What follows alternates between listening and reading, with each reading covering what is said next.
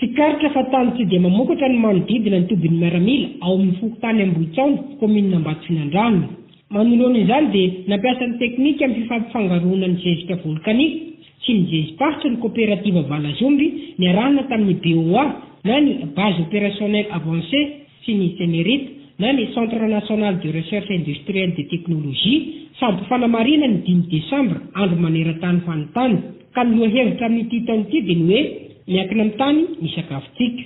Ny tanjona amin'izao hetsika izao dia ny hahamasaka ny tany sady fanamafisana ny fiaraha-miasa ny sivily sy ny miaramila. Amin'ny maha mpamboly dia vokatra no andrasina eo ka dia misy karazana zezitra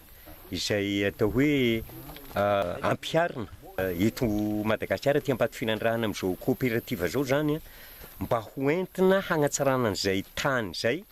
aty Ambatofinandrano. Ny zavatra ho marina fa tsy misy zezitra simika le zezitra fa zezitra biolojika daholo zany ny zezitra ampiasana eo amin'ny fanatsarana izay tany zay ka tonga eto zareo Senerita zany izay teknisiany manokana mahakasika an'izay tsempi-karohana zay hanatanteraka an'izay fomba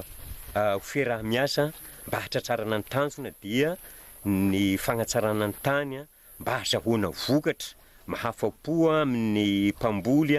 aty amin'ny faritra Ambatofinandrano fa indrindrandrindra moa ny firenena dia eto Madagasikara zany.